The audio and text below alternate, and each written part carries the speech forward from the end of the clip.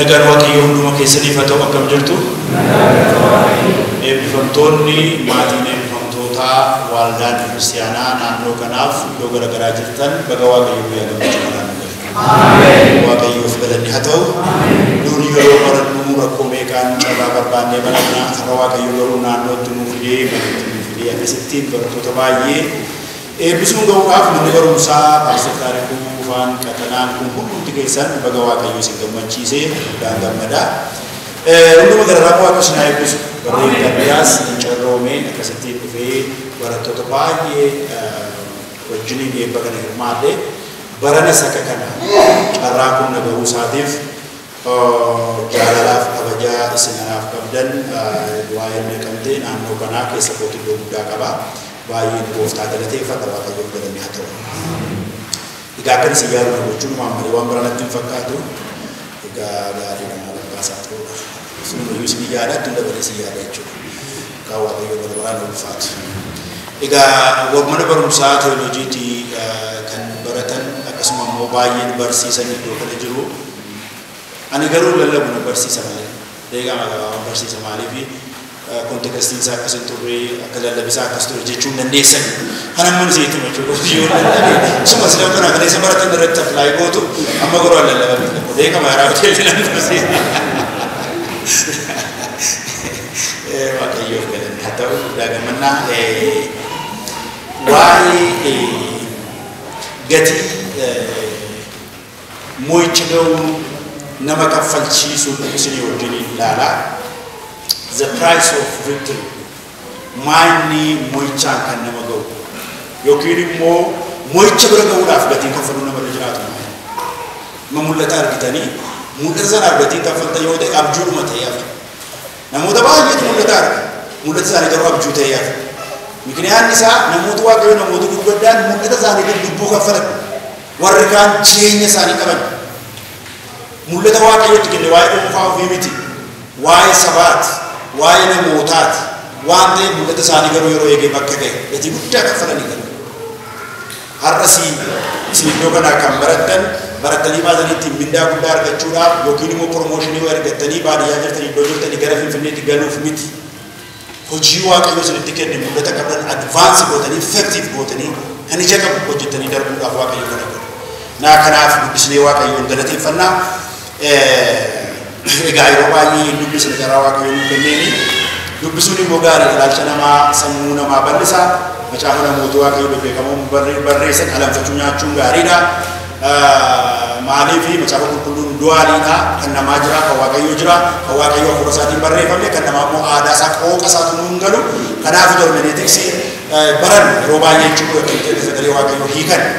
Innaa kanaafi yeroo baay'ee sagalee Waaqayyoo sirriitti kan hubatan macaafota mana barumsaa macaafa qulqulluutiin barreeffaman namoota beekamoo barreeffaman dubbisuun keessatti ilaalcha keessa dabala hin guddisa.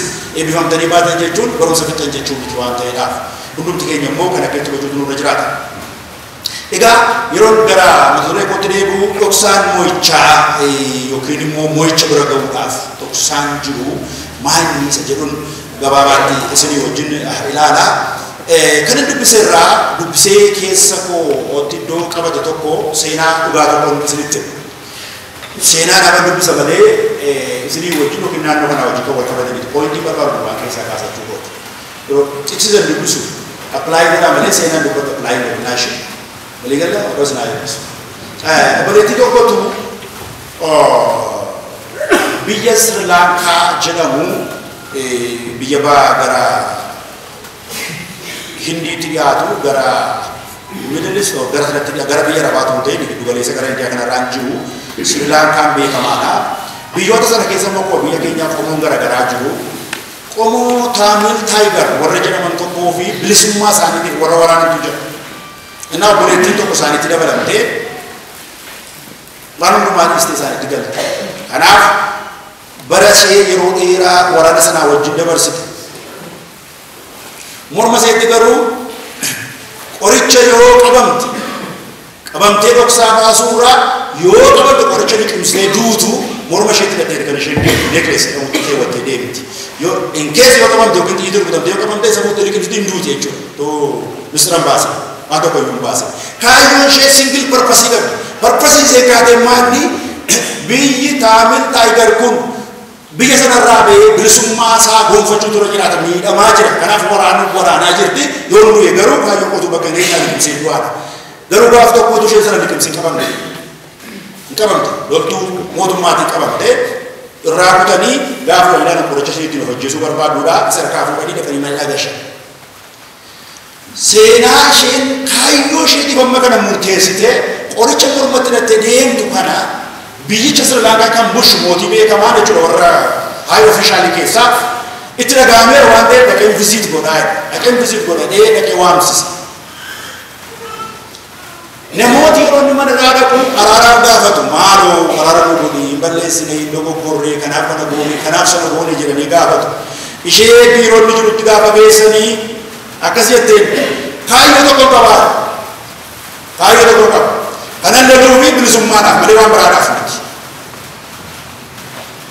jaallattus jibbitus gaaf tokko annoon du'e sayyoon attafes hin darba inni yeroo isin kan keessan hin darba yeroo akka darbu beekamaa Yosi male yosi ta'e gaafa mootummaa qaban si yaadanna anaan na hiikuu miti kaayyoo keenya bakka ga'uutti na gargaareetti mana dhaatii na baasuu ta'e barbaadu kaayyoo keenya jiru maal jettaa nama akka jedheen gaafatu nama kana daffare anu wanti barbaade yoo ta'e kana si gaafa dhumma waan balleessee qabu sirrii marran jira qoricha barbaade deemu kaayyoo kootiif duudha ayidooloojii koo kan hin taman keessa koo kan guutu abjuun koo du'us jiraadhus kanaadha kanaan si gaafa dhumma na baasii miti Yosi male gaafa dhoo qaban si yaadannaati kaayyoo keenya bakka ga'uutti hojjechuutti mul'ata keenya bakka ga'uutti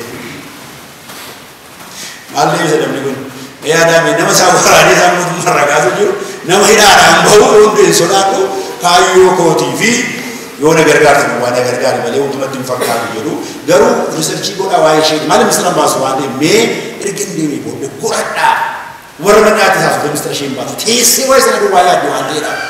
Mee qoradhaadhee namni tokkotti dhiyaatee malaan gaafa qoratu mucaa Hussein gara mucaa 27 waxaati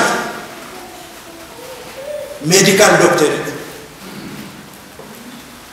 loltuu mootummaatu harmee ishee abbee ishee obbolaasee fuula duratti ajjeese ishee fuulduratti medical doctorummaa hospitaala keessaa hojjetu mindaa guddaa nyaatu hundumaa erga gootee lakkaa'idhaa bilisummaa malee doktorii ta'uu bu'aan qabu lakkaa'idhaa bilisummaa malee barachuunis hojii hin qabu wanti hundumtuu hojii hin qabu mindaan nattaafu wanti hundumtuu nattaafu yoo du'e yeroo malee du'a yoo haadha jedhamu yookiin bilisan baasa kanaaf gatiin kaffalaa kanaaf hin keessa galee waan ta'eef barumsa waan nattabe qabu achi deemee waan hojjechuu miti hojiin hojii caalu dhukkuba caalu garbummaa jala taa'uudha waan ta'eedhaaf kanaaf hunduu murteesse waan ta'eef haala booddee ilaalate kaayyoon koo kanaa gara keenyatti achi as deebi'e.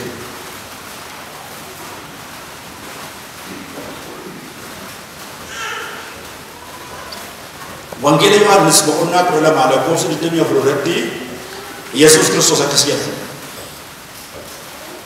Iji qamadii lafa buutee yoo duudhaa baate qabaafti. Yoo duute garuu jabaayyee godhatti. Yoo duute jabaayyee godhatti. Hunduu taanaan garuu qofaan isheetti akkasumatti. Kana duukaa kun immoo ofiisaa agarra. Maatii isaa hundumaa agarra. Fannoo isaa baadhatee duukaa. Yesuus Kiristoos lola moo'e. Seexanni mo'ame. Aboon argame. Nabbaa sobaati. Horii isinitti agarsiisa. Barattee ta'uu xinnoo isheen mana waajjii wal qixxaatee ta'uu yookiin kan caaltee ta'uu maal akkamitti dubbatu ta'utti provookiisii godhuu kan jedhiitu dur kan obsa qabu obsa nu dhabsiisa. Tarii gaafa barattanii amma akka kun jedhutti akka bara sanaatti akka bara kanaa jedhan warri balaa boosanii turni vaayii bitaatanii lafa awwaara kaastan yeroo isin sakan jettan teoloojii sana kanaaf jibbinaa ijoollee keenya nu jalaa geeddaree dur tarii waan barbaadan raajjanii haga nu ibsanii galtan daree yoo xinnoo ishee qabdan maaliif teoloojiin waamicha hin fiduu kennaan akka eelee suphee nama godhu eelee supheetti biddeen gafartoo shan jalaafarraa nutuu hin baasa eeleen sibiilaa garuu hin kuruu waanaaf ta'a. Namni sagalee waan osoo baramne taanaan yoo barbaadde fudhadhu yoo jibbite dhiisanii hunkura ergaa waaqayyootti kennu. Yoo garuu barate maanni utuu bubbeen godhin utuu duun maaliin godhin midheessee afaan namaa keessa ta'a. Waamicha waaqayyootu kenna. Ergaa waaqayyootu kenna. sagalee waaqayyo garuu sin seesin baasa. Namooti baay'een beekumsa qabu garuu ogummaan qaban. Ogummaan kana irratti ta'uu jiraate waaqayyo na kadhatu jedhe. Kan isin barattan garuu beekumsa duwwaa miti ogummaas kan kennu.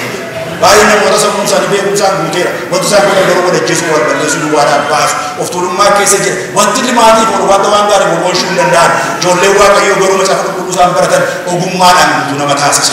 Akkamitti akka haasa'an nama barsiisa. Akkamitti gadi bu'ee wajjin akka jiraatan nama barsiisa. Waan godhan nama barsiisa. Arraba barataa namaa laata. Ilaalcha barataa namaa laata. Waama namni jedhee fuulduranii nama naasu obsa namaa laata. Ilaalcha namaa bal'isa. Ittiin finfinnee galuun naqamtee galuun miti. Lafa jirtanitti baadiyyaa magaalaa ilaalcha namaati malee baadiyyaa lafa waan jirretti waaqayyo namaa wajjin ta'utu numaa caala. Kanaaf seetanni mo'ameera. Abbaa soba isaan dhaggeeffatinaa. Cubbuun mo'ameera. Cubbuun nurratti humna hin qabu. Dubbii waaqayyo akka qulqulluun gaafa guutamnu cubbuu reejjennee darbuu dandeenya. Namni nu arratu namni waan barbaade nu jedhu waaqa qolu gochuu hin danda'u. Keessi keenya yeroo yoo ta'e keessi keenya nu waa yoo ta'e siddil barbasa bakkatu nu waani wallaallee karaa iddoo keenya gadhiifna malee abbaan barbaade fuulaan nu taasisuu dhiisee nu booddeetu waan meeqa faalaa yoo deeme dhiiga Yesuus Kiristoos nu qulqulleessaa deema. Karaa inni darbatan ittiin darbatan ittiin mana jaaraa deemu maleessa. Konistiraaktiif kirtisizimii jira. Karaa dubaraan nu kan guddeen nu barbaadanii maa kana goota maa sana goota warra nuun jedhan fudhadhaa. Diinni kee immoo fira keeti jedha waan ta'eef hiriyaan keessan dogoggora keessan isinitti ni himan. Diina jedhamee namni si yaaddan namni si irratti ka'u fira keessan akka ta'e bara. Namni karaa kam isin arrabsa. Karaa yeroo keessan isin arrabsa. Karaa dadhabbii keessan isin arrabsa. Isin immoo yeroo namni maan hin taane jedhu sirreeffachaa deemaa malee maanatti dubbatanii maa sana ta'e maa kana ta'e miti. Barachuun keessan jireenya keessan keessaa ala keessan bareechee nama waaqayyo akkasii taatan isin godha. Kaayyoo tokko bakka jiraatan isin godha. Komii kan isin taatan of godha. Tokkorraa warri kaan abda dhaamsan, warri kaan leenca waan cufan, warri kaan dinqii kana du'aa kaasan, warri kaan abdaan gubatan, warri kaan leencaan nyaataman, warri kaan mana keessa jiraatan dhaban, lachuun isaanii garuu jabina amantootaan immoo ni darban. Isa moo'ee Kiristoos moo'ee jira waan ta'eef. Dhoksaan moo'icha keenya boo'uu garuu keenyatti Yesuus Kiristoos wajjin ta'u. Komii tokko.